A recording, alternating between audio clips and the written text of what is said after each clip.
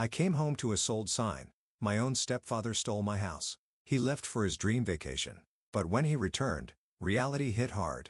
I'm not even sure where to start, but since this is Reddit, I'll keep it simple. I came back from a business trip today to find a sold sign on my front lawn. My stepfather smirked and told me I don't need a luxury home as he packed for his VIP European tour. But I let him board his flight, and when he returned, he had nowhere to go. Before I explain how that happened, let me introduce myself. My name is Ethan. I'm 28 years old, and I work as a structural engineer. My job pays well, but it's exhausting. I spend more time on site than at home, traveling between projects. The one thing that kept me sane was my house, my own place, or so I thought. Because as of today, my house no longer belongs to me. You don't need a house like this, kid. I knew something was off the second I turned onto my street. I'd just gotten back from a 3-week business trip out of state. I was exhausted, running on 3 hours of airplane sleep, and just wanted to take a shower and crash on my couch. But as I pulled up to my house, I saw something that made my stomach drop. A bright red and white sold sign stuck into my front lawn.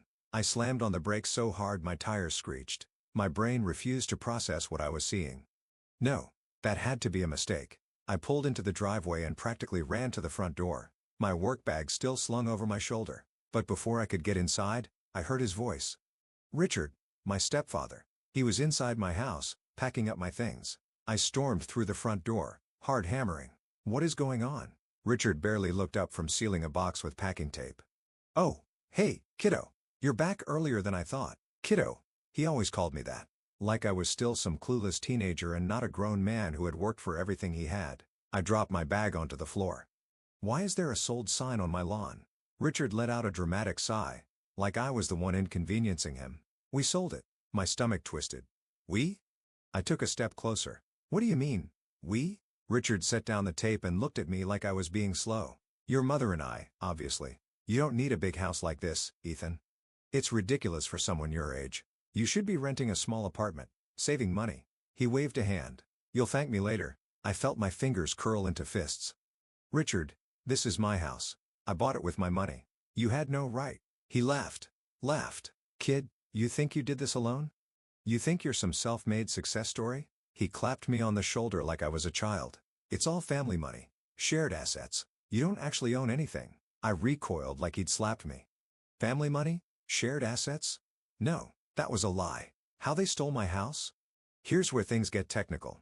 Yes, I paid for the house. Yes, I made every mortgage payment, but the house was originally bought when I was 23, too young to get a good loan on my own.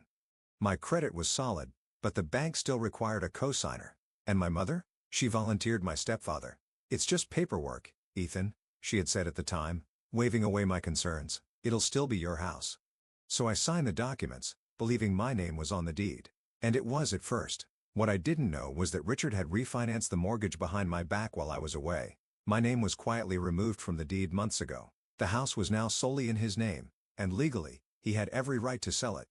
I felt sick. How my voice caught in my throat. Richard smirked. Oh, don't look so surprised. You signed the paperwork years ago. You should really read the fine print, kiddo. My hands were shaking. Where is Mom? Richard shrugged. Already in Italy.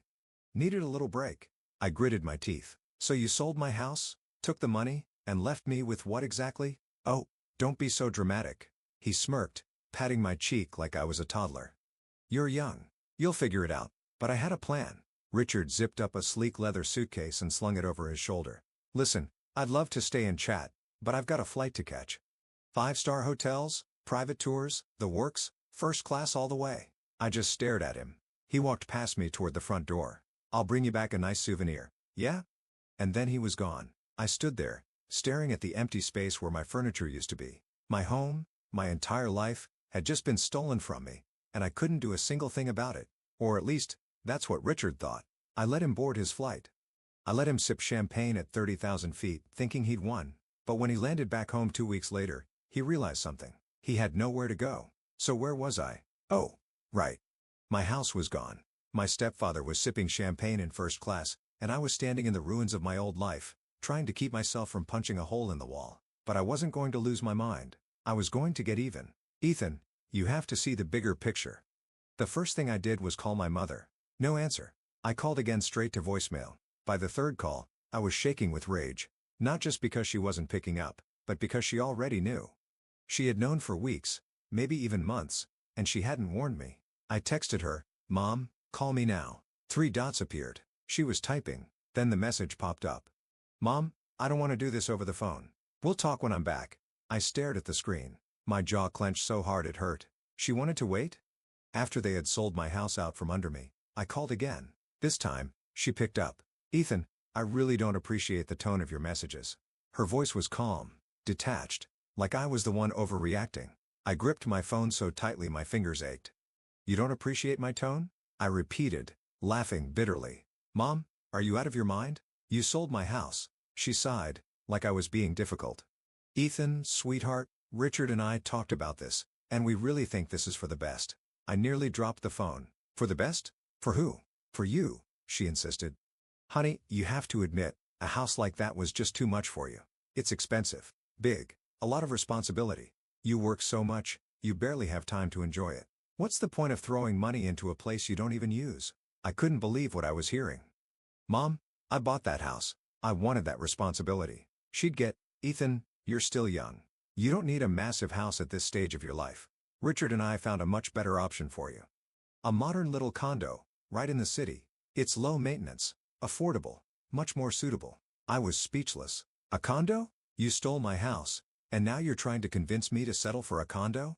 She sighed like I was being a child. "Sweetheart, you have to see the bigger picture. Richard really helped you here.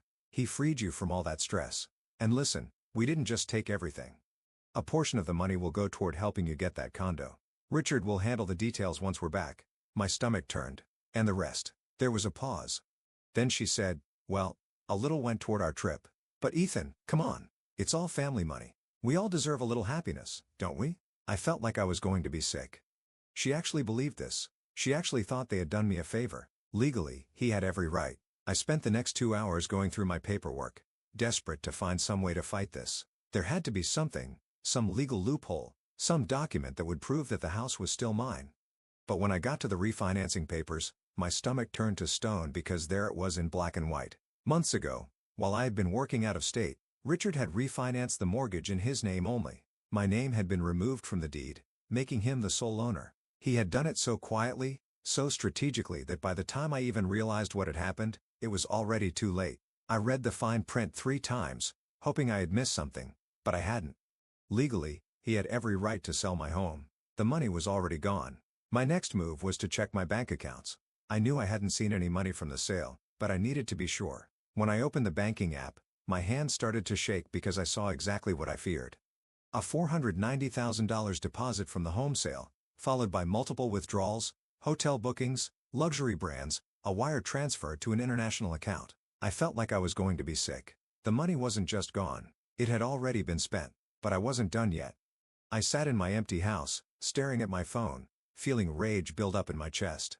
Richard thought he had won, but I wasn't going to let him get away with this. I took a deep breath, steadied my hands, and made 2 phone calls. The first? My lawyer. The second? My Uncle David. See? Richard had forgotten one thing. The only reason he had credit to refinance the house was because of my mother, and I knew something she didn't want him to know. Richard was about to lose everything. Let him enjoy his European tour. Let him sip champagne and think he had gotten away with it. Because when he landed back home, there wouldn't be a single penny left in his name. And he was about to learn exactly what it felt like to have everything taken away from you. All right, Reddit, time for the fun part. Richard thought he had pulled off the perfect scam.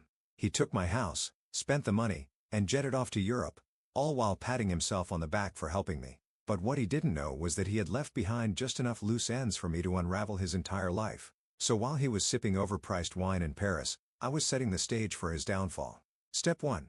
Freeze everything. The first call I made was to my lawyer, Sam. I'd known Sam since college. He wasn't some big-shot attorney, but he was incredibly sharp, and more importantly, he hated guys like Richard. After explaining everything, Sam let out a low whistle. "Jesus, Ethan, he really screwed you over." "No kidding," I muttered, pacing my empty living room. "Tell me there's something I can do." "Well, legally, yeah. He had the right to sell the house." My stomach sank. "But," Sam continued, his voice darkening, "if he refinanced the mortgage without your knowledge, we might have something." That got my attention. "How?"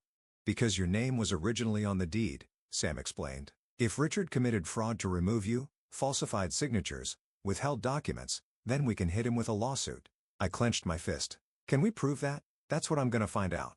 Sam assured me he'd pull all the records and see if Richard had broken any laws in the refinancing process. If he had, I could drag him into court, freeze his assets, and make his life a complete nightmare. But that wasn't my only move. Step 2. Burn his bridges. Next, I called my Uncle David. Uncle David is my mom's older brother. He hates Richard. He saw through his fake charm years ago, but my mom ignored his warnings and married the guy anyway. The moment I told him what happened, David went ballistic. That manipulator. Are you kidding me? He stole your house. Oh, it gets better, I said. He used mom's credit to refinance. I'm pretty sure she doesn't even know how deep she is in this. David cursed under his breath. What do you need from me? David owns a small accounting firm. And lucky for me, Richard has been using his services for years. He trusted my uncle to handle his taxes, business filings, everything. And now, David was more than happy to dig through Richard's financials. If there's anything shady in his books, I'll find it, David promised. And if he's evading taxes, he's gonna have bigger problems than you. I grinned. That's exactly what I was hoping you'd say. Step 3. The final blow. For the next 2 weeks, I kept my head down and waited. I stayed completely silent. Didn't call my mother. Didn't send any messages to Richard. Let him think everything was fine. Meanwhile, Sam dug into the mortgage paperwork, and David poured through Richard's finances. And then just 3 days before Richard was set to fly back home, I got 2 phone calls. The first was from Sam. Bingo, he said. Richard committed mortgage fraud. Apparently, Richard had forged my signature on some documents to push through the refinancing without my consent. That meant his entire sale of the house was illegal, which meant I could sue his ass off. Send me everything, I told Sam. We're bringing him down. Then an hour later, David called. You're gonna love this, he said, almost laughing. I found undisclosed income in Richard's tax filings. I perked up. What kind of income? Let's just say he's been hiding money from the IRS for years. Hundreds of thousands in under-the-table cash, all unreported. If I make the right phone calls, he's gonna have a serious audit on his hands. I felt a slow, cold smile creep onto my face. Make the calls gladly. Richard had taken everything from me. No, I was taking everything from him. Richard lands back home and learns he's screwed. Richard's flight landed at 4:15 p.m. on a Sunday. At 4:37 p.m., I was sitting in my car across the street from his house, waiting. I didn't have to wait long. A black Uber SUV pulled up, and out stepped Richard, dressed in a designer coat and looking smug as ever. I watched as he rolled his suitcase up the driveway, humming to himself. And then he reached the front door, punched in the key code, and nothing happened. Richard frowned and tried again. Still nothing. Then the door swung open, and there stood my mother. And she did not look happy. Even from across the street, I could hear their voices. What, Linda? Why is the code not working? My mother folded her arms. We need to talk. Richard tried to step inside, but she blocked the doorway. Not out here, just let me in. Richard, she said, her voice suddenly trembling. The bank froze our accounts. His expression changed instantly. What? I don't know what happened, she cried. Everything was fine. And then this morning, I tried to withdraw money, and they said the account was locked. Richard's face turned pale. Very, very pale. Then his phone rang. He answered, stepping away from my mom. And that's when I saw it. His entire body stiffened. He started yelling into the phone. I knew exactly who he was talking to because the IRS audit notice had just landed in his inbox. His tax fraud had just been exposed. His illegal mortgage had just been flagged. His entire financial life had just collapsed, and he had no idea who did it. I drove away smiling. I could have stayed and watched. I could have walked up to Richard, stared him dead in the eyes, and told him exactly what I had done. But I didn't, because the best revenge is letting him realize all on his own that he lost. I lost my house. But Richard, he just lost everything. Alright, Reddit, buckle up because this is where it gets really good. Last time, Richard landed back home only to find his bank accounts frozen, his tax fraud exposed, and my mother blocking him from entering their house. He had no idea what was happening, only that his entire financial life was crumbling around him. But that was just the beginning, because now, it was time to watch him drown. Who did this? I didn't stick around to watch Richard lose his mind in real time. Instead, I drove home, made myself a drink, and waited for the inevitable call from my mother. It didn't take long. At exactly 6:42 p.m., my phone lit up with her name. I let it ring, then ring again and again. Finally, I picked up. Mom, her voice was shaking. Ethan, do you know what's happening? I leaned back in my chair, sipping my whiskey. Depends. What's wrong? She let out a panicked breath. Richard's accounts are frozen. The IRS is investigating him for tax fraud, and the mortgage company is saying there's a legal dispute over the sale of your house. I pretended to be shocked. Well, sounds like he's having a really bad day. Ethan, she snapped. This isn't funny. Did you do something? I let the silence stretch. Then I said, very calmly, you and Richard stole my house. She flinched. I could hear it in the way she exhaled sharply. Sweetheart, she started, her voice softening. You have to understand. We were thinking about your future. The house was just too much responsibility for you. I laughed, low and dark. Responsibility? That's your excuse? You stole everything from me, and now you're upset that Richard is facing consequences. Ethan, she whispered, he's going to lose everything. I smiled. Good. There was a sharp intake of breath. You don't mean that. Oh, I do, I said. Because guess what, Mom? He's not the only one losing everything. Richard had nowhere to go. I found out what happened next from Uncle David, who had front row seats to the meltdown of the century. After hanging up on my mother, I texted David. Me. How bad is it? David. Bad. David. Richard tried to take money out of one of his business accounts. Frozen. David. Tried to call his tax guy. Found out the IRS is auditing him. Panicked. David. Then he tried to get into the house. And Mom. Me. What? David. Mom kicked him out. I sat up straight. Mom kicked him out? Me? You're kidding. David. Nope. She's freaking out. She doesn't want to get caught in his mess, so she locked him out and told him to fix his own problems. Me. Where is he now? David. No clue. But if I had to guess, he's sleeping in his car. I couldn't stop grinning. Richard had spent the last 10 years lording over me, treating me like some stupid kid who needed his guidance. And now he was homeless. Ethan, please, we need your help. A day passed, then another. On the third day, my phone rang again. Mom. I let it ring. Then ring again. Then, finally, I answered. Mom, her voice was strained. Ethan, we need to talk. I set my drink down. About what? She hesitated. Then, Richard he's in trouble. He has nowhere to go. He's sleeping in a motel, but I laughed. Oh, no. Not a motel. How tragic. Ethan, she pleaded. Please, we need your help. I leaned forward. You need my help? You mean, the same child who wasn't ready for the responsibility of owning a house? The same guy you stole from. Sweetheart, where's the money, Mom? I cut her off. Where's the money from the house? Silence. Then quietly, it's gone. I closed my eyes, feeling a deep, satisfied burn in my chest. Of course, it was. They had spent it all. First-class flights, luxury hotels, shopping sprees in Paris and Rome. They had burned through nearly $500,000 in weeks, and now they had nothing. I took a slow breath. Let me get this straight. You stole my house, sold it, blew the money, and now that Richard is homeless, you expect me to fix it. Her voice cracked. We made a mistake. I smiled. Yes, you did. Then I hung up. Richard finally breaks. That should have been the end of it. But Richard? He wasn't done yet. That night, at exactly 11:47 p.m., I heard a knock on my door. I checked the peephole, and there he was. Richard. His usually slick-back hair was a mess. His suit was wrinkled. His eyes bloodshot. He looked like he hadn't slept in days. I opened the door just enough to lean against the frame. Richard. He let out a shaky breath. Ethan, No. I cut him off. Whatever you're about to ask, no. His jaw tightened. I just need some time. A place to stay while he laughed right in his face. He flinched. Then, very slowly, I leaned in and whispered, this isn't your home anymore. I watched his face twist. Anger, shame, desperation, all flashing at once. You selfish child. I stepped back and slammed the door in his face. He pounded on it. Ethan, you selfish person.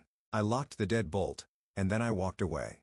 His shouting faded as I grabbed a beer, sat on my couch, and turned on the TV. Richard was done, and I had one. All right, read it? This is it. The final part. Richard had lost everything. His bank accounts, frozen. His tax fraud, exposed. His wife, locked him out. His reputation, destroyed. And now he was standing outside my door begging for help like a fool who played himself. So how did it all finally end? Well, it was even better than I expected. The last desperate move. After I slammed the door in Richard's face, I expected him to leave. He didn't. Instead, he started pounding on the door, his voice shaking with rage. Ethan, you arrogant man, you think this is funny? Let me in. I took another sip of my beer, calm, unbothered. You're wasting your energy, Richard, I called out. You should be saving it for when the IRS starts knocking. Silence. Then boom. He banged on the door. Let me in. You never appreciate anything. Do you? I sighed. Then without another word, I pulled out my phone and dialed 911. Yeah, hi. I said casually. There's a man outside my house trying to break in. He's screaming threats. No, he doesn't live here. Yes, I'd like someone to come get him. I peeked out the window just in time to see Richard stumbling back from the door, looking around wildly. He was probably realizing he was about 5 minutes away from getting arrested. He muttered something under his breath, then took off down the street like a defeated man. And that was the last time I saw him in person. The final blow. In the following weeks, Richard's life collapsed completely. The IRS audit went through. Not only did they uncover years of tax evasion, but they also found undisclosed overseas accounts, which triggered a full-blown federal investigation. The fraud case moved forward. My lawyer, Sam, to Richard apart in legal filings. Turns out, forging someone's name on a mortgage document? That's highly illegal. My mother filed for divorce. Yep, the moment she realized Richard was dragging her down with him, she jumped ship, froze their shared accounts, hired her own lawyer, and kicked him out for good. I'd love to say she did it because she finally grew a conscience, but no, she did it because she was scared. I wasn't mad about it. In fact, it was perfect because now, Richard had nowhere to go. Where's Richard now? Here's the best part. I hadn't heard anything about Richard for months, but then a few weeks ago, I ran into Uncle David at a coffee shop. We sat down, caught up, and then I finally asked, "So where did Richard end up?" David grinned. "You're gonna love this. Turns out, after Richard lost everything, he tried to flee the country. Yeah, he actually booked a flight and tried to disappear, but there was one small problem. The IRS had already flagged his passport, so when he tried to board the plane, they arrested him at the airport." I nearly choked on my coffee. "You're serious?" David laughed. "Dead serious. Last I heard, he's trying to fight the charges, but between the fraud case, the tax evasion, and the debts, he's screwed." I sat back in my chair, exhaling slowly. It was over. Richard was done. And as for me, well, I got my money back. Not all of it, of course. The house was gone, but between the lawsuit settlement and damages, I walked away with a very nice chunk of change. And my mother? She tried to apologize, sent long, guilt-ridden texts, left voicemails about how she had made a mistake and wanted to fix things, but I never responded because I realized something. She was never really on my side. She had stood by Richard until it was no longer convenient. And me? I was just collateral damage, so I cut her off. For the first time in my life, I had no family obligations. No guilt, no weight dragging me down. Just freedom, and wow, did it feel good? Final thoughts. A few months ago, I was homeless and betrayed. Now, I have a new place, a fresh start, a bank account full of Richard's money. And best of all, I sleep like a baby every night because I know somewhere out there, Richard is lying awake in a prison cell wondering where it all went wrong. And that's the sweetest revenge of all.